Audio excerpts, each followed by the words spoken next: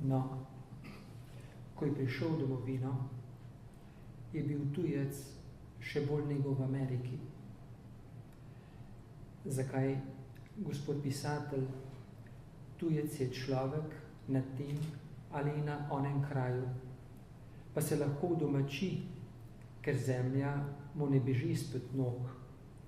Toda človek pride in se razgleda, kraji so še tam, časov pa ni več. Ne tistih, ki jih je iskal in o katerih je v svoji nespameti mislil, da so še zmeraj tam. Pest prsti lahko spravite v culo, gospod pisatelj, trenutka pa nobenega ne. No, in tako, dolgčas mu je bilo, kam bi šel drugače, nego na pokopališče. Bilo pa je blizu vseh svetih. Hodil je od gomile do gomile, ogledoval spomenike, bral napise, neznana imena. Pred skromnim križem, pred zelo skromnim vegastim križem, gospod pisatelj,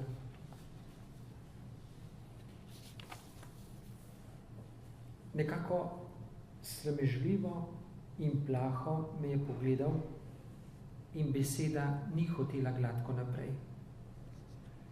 Ko je govoril dalje, se mi je zdelo, da bere na glas priučeno šolsko berilo. Pred skromnim vegastim križem je ugledal mladenko, ki je tam klečala ter pobožno molila. Bila je lepa mladenka, toda siromašno oblečena. Ko je domolila, je položila na gomilo ponižno cvetke, kakor jih je bila nabrala spotoma, ter je šla, ne da bi se kam ozrla. Gledal je dolgo za njo in, kako bi rekel, vse ga je bilo nekam čudežno presunilo. Stopil je k tisti gomili, tam na skromnem vegastem križu pa ni bilo ne imena, ne letnice. In se je napotil zamišljen s pokopališča s trdnim namenom. Da, gospod pisatelj, s trdnim namenom. Ozrl se je name od strani, kaj da si pač mislim.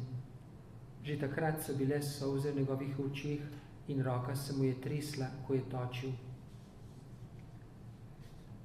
No, drugi dan se je spet napotil na pokopališče ob isti uri. In kaj je zagledal?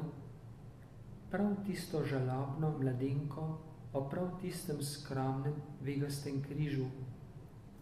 Stopil je bliže. Ni se ozrla nanj. Molila je in solze so ji tekle po licih. Takrat se mu je hudo storilo. Gospodična, je rekel spoštljivo, gospodična, če moram kaj, no, sploh po kom žalujete, gospodična? Po materi, je rekla. Je rekla in je šla. Njega pa je vsega presunilo, tako da je stal tam, no, do noči in tako z debelimi kratkimi prsti je bredel po mizi in zdelo se mi je, da išče tako rekoč z rokami, kar se mu je bilo kar po nehotoma zasuknilo in zapletlo. No, tretji dan se je ta onega, kako se je že pisal, no, tretji dan se je spet nameril na pokopališče, noge same so mu kazale pot. Prišel je tja, da sam ni vedel kako. In natanko ob tisti uri, pomislite si čudo, gospod pisatelj, mladenka je klečala tam, no, pred tistim vegastim križem. Zdaj pa je hotel vedeti, kako in kaj, srce mu ni dalo več miru. Trdno je bil uverjen, da pozna to mladenko, da jo je videl že toliko in toliko krat, pred zdavnimi leti. Stopil je k njej spoštljivo ji položil roke na rame, ter je rekel: Gospodična, eno samo prošnjo imam do vas. Ne zamerite, gospodična. Povejte mi, kako vam je ime in kako se pišete. Mladenka je odgovorila sramežljivo: Marjetica. No, Marjetica? No, kako se je že pisala naša gospodinja? O, starost, ti pozabljiva starost. Lahko si mislite, gospod pisatelj, kolika radost je prešinjena srce ubogega tujca, ko je spoznal, da je bila resnična njegova tiha slutnja, da je namreč klečala pred njim hčerka, edinka njegove ljubljene rajne gospodinje. Vzdignil jo je, pritisnil jo je k sebi, ter je rekel: Gospodična, je rekel, jaz sem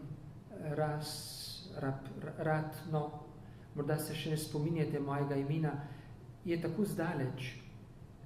Mnogo sveta sem preromal, veliko bogatstva pridobil, toda prave sreče le nisem našel.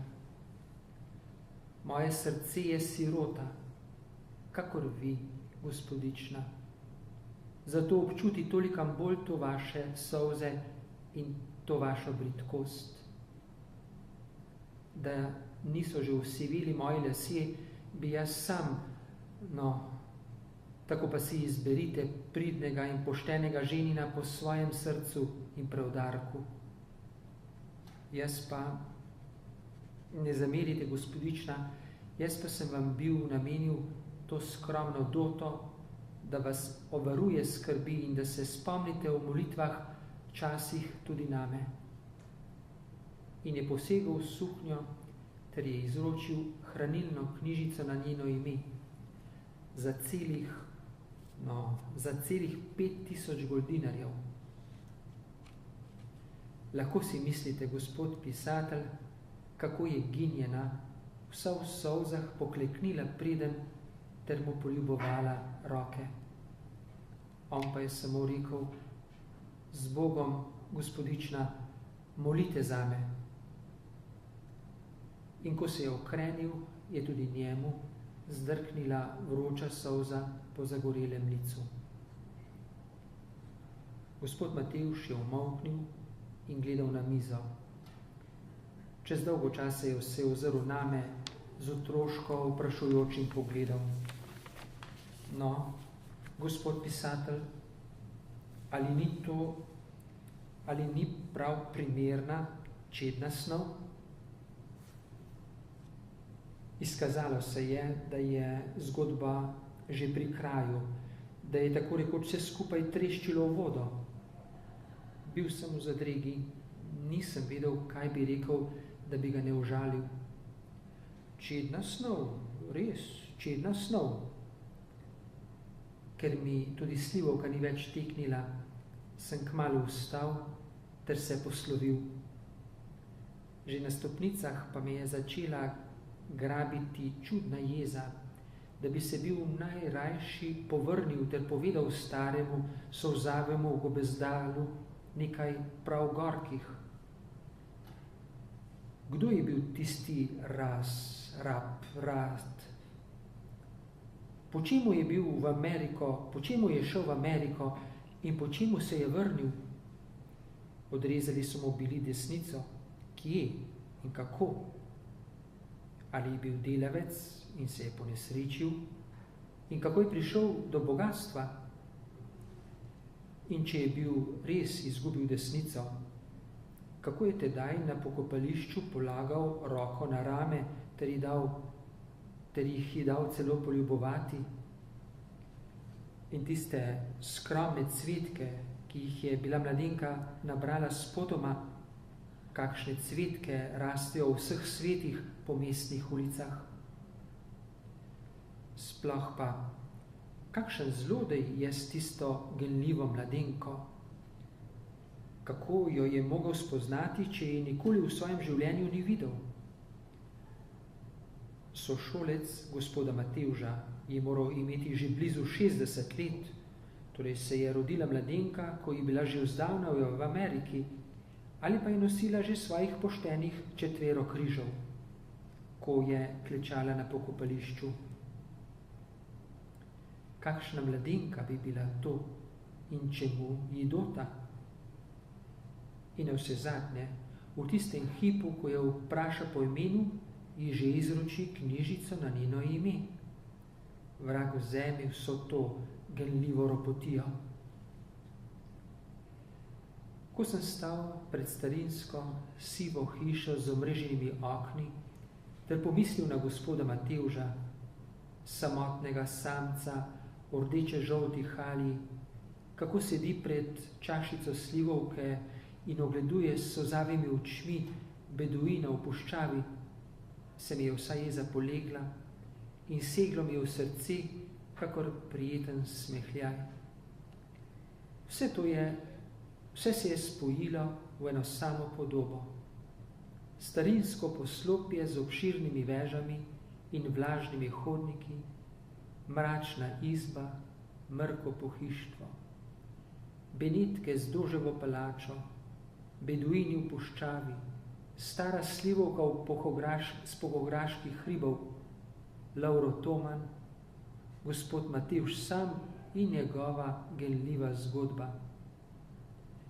In v svojih mislih sem z ljubeznijo in spoštovanjem pozdravil to častitljivo, zabledelo in zaprašeno podobo.